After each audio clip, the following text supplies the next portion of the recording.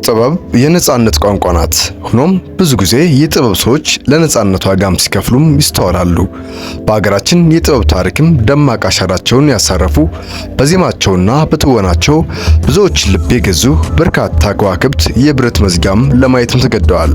አንዳንዶቹ በፖለቲካ አቋማቸው፣ አንዳንዶቹ ባልታሰቡ አደጋዎች፣ ሌሎች ደግሞ በንግግራቸው ምክንያት ከታላቁ መድረክ ወደ ጠባብ ክፍልም ተዘዋውረዋል። ዛሬ በሐሜት ፕላስ ዩቲዩብ ቻናላችን በሕዝብ ዘንድ ከፍተኛ ክብርና ፍቅር ያላቸው በተለያዩ ምክንያቶች እስር ቤት ለመግባት የተገደዱ 14 እንቁ ኢትዮጵያውያን አርቲስቶችን ታሪክና የእስር ምክንያታቸውን ይዘንላችሁ ቀርበናል። ከጥላሁን ገሰሰ እስከ ቴዲ አፍሮ፣ ከአባባ ተስፋዬ እስከ ሃጫሉ ሁንዴሳ ጥበብ ከእስር ቤት ጋር የነበራቸውን ድራማዊ ታሪክ አብረን የምንቃኝ ይሆናል። እስከ ቪዲዮ ፍጻሜ ድረስ አብራችሁን ትንሽ ዘለቁ። አንደኛ፣ ቴዎድሮስ ካሳሁን ቴዲ አፍሮ። አድናቂዎቹ ቴዲ አፍሮን ሲገልጹ ብዙ ድንቅ ኢትዮጵያውያን ድምፃውያንን ልጠቅስ ትችላለህ። ነገር ግን ንግስናን ከጥላሁን ማን ተረከበ ለሚለው ጥያቄ አንድ ስም ታገኛለህ። እሱም ቴዎድሮስ ካሳሁን ነው ይላሉ። ቴዲ አፍሮ ለአድናቂዎቹ አንድ ድምፃዊ ብቻ አይደለም፣ የጠፋችባቸውን ሀገር የማዩበት ድንቅ የጥበብ ነጸብራቅ እንጂ። ቴዲ አፍሮ በ2001 ዓመተ ምህረት ሰው ገጭቶ አመልጧል በሚል ጥቂት ወራትም ለእስርም ተዳርጎም ነበር። በአብዛኞቹ ኢትዮጵያውያን ዘንድ ይህ የፖለቲካ እስር እንጂ ቴዲ ይህንን ድርጊት እንዳላደረገውም ይታመናል። ሁለተኛ፣ ክብር ዶክተር ጥላሁን ገሰሰ። ለማንኛውም ሰው ስለ ዘመናዊ የሙዚቃ ስራ ለማውራት ከወሰነ ቀድሞ የሚጠራው ስም ክብር ዶክተር ጥላሁን ገሰሰ ነው። ጥላሁን ገሰሰ ከግማሽ ክፍለ ዘመን በላይ በኢትዮጵያ የሙዚቃ የተቆጣጠረና የኢትዮጵያ ልብ ማሸነፍ የቻለ ግሩም ድምፃዊ ነው። ጥላሁን ገሰሰ በ1953 ዓመተ ምህረት ተሞክሮ በነበረው የመፈንቅለ መንግስት ሙከራ ተጠርጥሮ ለተወሰኑ ወራትም ለእስርም ተዳርጎም ነበር። ሶስተኛ፣ ታማኝ በየነ። ታማኝ በየነ በአብዛኞቹ ዘንድ አወዛጋቢ የሆነ እይታ ያለው አርቲስትም ሲሆን በ1970ዎቹና በ1980ዎቹ በነበረው የመድረክ መምራት ፍጥነትና መዝናናት ችሎታ ቀላል የማይባል አድናቂዎችንም አፍርቷል። ታማኝ በየነ በ1980ዎቹ በነበረው የፖለቲካ እንቅስቃሴ ምክንያትም በተደጋጋሚም ለእስርም ተዳርጎም ነበር።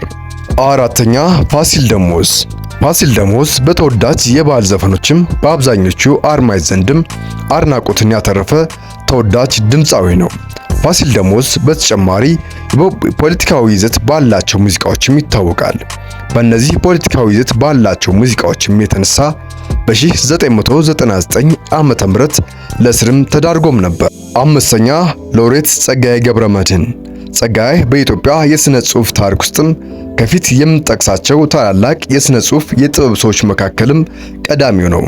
ጸጋዬ በብዙ ግጥሞቹ ጥልቅ መልእክትና ውበት ለአንባቢዎቹ ልብም ሰርጎ የያዘ ድንቅ ደራሲ ነው። ጸጋዬ በደርግ የመጀመሪያ ዓመታት ላይም ከቀድሞው ስርዓት ጋርም ግንኙነት ነበረው በሚል ለተወሰነ ወራትም በእስርም አሳልፎም ነበር። ስድስተኛ፣ ተስፋዬ ሳህሉ ወይም አባባ ተስፋዬ። አባባ ተስፋዬ በአብዛኞቻችን የልጅነት ትውስታ ውስጥም ትልቅ ቦታ ያላቸው የልጅነት ጊዜያችን ያሳመሩልን ድንቅ አባታችን ናቸው።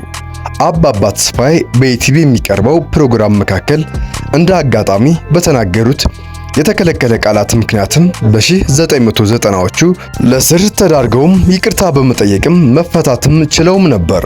ሰባተኛ፣ ድምፃዊ ቴዎድሮስ ታደሰ። ቴዎድሮስ ታደሰ በድንቅ ድምፁ በሚያዜማቸው ዜማዎችም የአብዛኛው ልብም መስረቅ የቻለ በመላ ሀገሪቱ ብዙ አድናቂዎችን ማፍራት የቻለ ድንቅ ድምፃዊ ነው።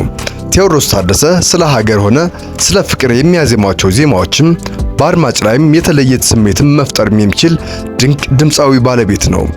ድምፃዊ ቴዎድሮስ ታደሰ በ1980ዎቹ የመጀመሪያ የደርግ ባለስልጣናትን የሚሸነጉት ግጥም በሙዚቃ ውስጥም አካቷል በሚል ለተወሰነ ወራትም ለእስርም ተዳርጎም ነበር። ስምንተኛ፣ ድምፃዊ ሃጫሉ ሁንዴሳ። ሃጫሉ ሁንዴሳ በድንቅ በኦሮሞኛ ሙዚቃዎቹ ንግስናን የተቀናጀ አርቲስትም ሲሆን ቋንቋውን የማይናገር የማህበረሰብ ክፍሎችም ዘንድም ሳይቀር ከፍተኛ ተቀባይነትን ያገኘ ድንቅ ድምፃዊ ነበር። ሃጫሉ ሁንዴሳ በ1990ዎቹ በሚኖርበት ከተማ አምቦ በተቀሰቀሰ አመጽም በመሳተፍ በ17 ዓመቱ ለእስርም ተዳርጎም ነበር። ዘጠነኛ፣ አርቲስት ሰለሞን ቦጋለ። ሰለሞን ቦጋለ በድንቅ የትወና ብቃቱና ለሰዎች ባለው ርሩ ልብም ይታወቃል። ሰለሞን ቦጋለ ኢትዮጵያ አሉ ብላ ከምትጠራቸው ድንቅ ተዋናይ መካከል አንዱ ነው። ሰለሞን ቦጋለ ከፊንቴ ጋር በነበረው የማስታወቂያ ግንኙነት ምክንያትም በአሁኑ ሰዓትም እስር ቤት ላይ ይገኛል። 10ኛ ድምፃዊ ሰማይ በለው።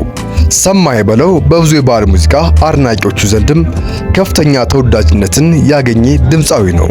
ሰማይ በለው በሚገርም ድምፁና በሚገጥማቸው ድንቅ ግጥሞቹም የሚሰራቸው የባህል ዘፈኖችም በብዙ ዘንድም ተወዳጅነትም አትርፎለታል። ሰማይ በለው በ2000ዎቹ መጀመሪያ አካባቢ ባደረሰው የመኪና አደጋ ምክንያትም ለስርም ተዳርጎም ነበር። 11ኛ ይገረም ደጀኔ። ይገረም ደጀኔ በአድናቂዎቹ የትወና ብቃትና በመንፈሳዊ መዝሙሮቹ እውቅናን ያተረፈ ትልቅ አርቲስት ነው። ይገረም ደጀኔ በተለይም በሚያወጣቸው መዝሙሮችም በኦርቶዶክስ እምነት ተከታዮች ዘንድም ከፍተኛ የሆነ አክብሮትም አለው። ይገረም ደጀኔ እንደ ሰለሞን ቦጋለ ሁሉ ከፊንቴ ጋር በነበረው የማስታወቂያ ግንኙነትም ለስር ተዳርጓል። እስካሁንም እስር ቤት ላይ ይገኛል። 12ኛ አስናቀች ወርቁ። አስናቀች ወርቁ በድንቅ የክራር መጫወት ችሎታዋና በድንቅ ድምጿ በ1950ዎቹና በ1960ዎቹ ከፍተኛ ተቀባይነትን ካገኙ አርቲስቶችም አንዷ ነበረች። አስናቀች በ1960ዎቹ የሙዚቃ በምትጫወትበት ሰዓትም የባለስልጣናትን ክብር ዝቅ አድርገሻል በሚል ለተወሰነ ቀናትም በስርም አሳልፋም ነበር።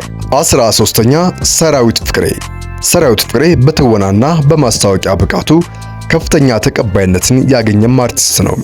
ሰራዊት ፍቅሬ በተለያዩ የማስታወቂያ ስራዎችም የኢትዮጵያ የማስታወቂያ አንድ እርምጃ ከፍ በማድረግም በሁላችን አእምሮ ላይም ከፍተኛ ክብር ያገኘ ሰው ነው። ሰራዊት ፍቅሬ ከላይ እንደጠቀስናቸው እንደነ ይገረምና እንደነ ሰለሞን ቦጋለ ሁሉ ከፊንቴ ጋር በነበረው ግንኙነትም በአሁኑ ሰዓትም እስር ቤት ላይም ይገኛል። 14ኛ አንዱዓለም ጎሳ።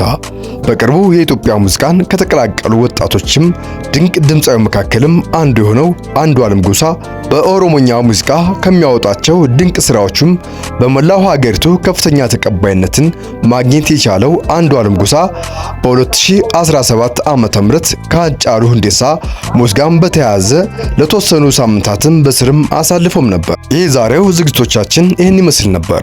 ጥበብና የስር በታሪኮች ውስጥም እንዲህ ተሳስረውም አልፈዋል። እነዚህ ድንቅ የጥበብ ሰዎችም በእስር ቤት ቆይታቸው አካላቸው ቢታሰርም የፈጠራ ውጤታቸው ግን ግንቡን ሰብረው ለትውልድም መድረስም ችለዋል። እናንተስ ከነዚህ አርቲስቶች መካከል የስሩ ታሪክ ይበልጥ የገረማችሁ ማን ነው? ወይም እኛ ያልጠቀስናቸው የምታውቋቸው ሌላ ታዋቂ ሰው የስር ታሪክ ካላችሁ ኮሜንት መስጫ ላይም አጋሩን። ይህ ዝግጅት ከተመቻችሁ ላይክ ማድረጋችሁ እንዳትረሱ። እንደዚህም ያሉ አስገራሚ ታሪክ ዝግጅቶች እንዲደርሷችሁ ደግሞ ቻናላችን ቤተሰብ ካልሆናችሁ ሳብስክራይብ በማድረግ እና የደወል ምልክቷን በመጫን ቤተሰብ ይሁኑ። ስለተከታተላችሁን ከልብ እናመሰግናለን። በሌላ የተሻለ ቪዲዮ እስከምንገናኝ ድረስ ቸር ሰንብቱ።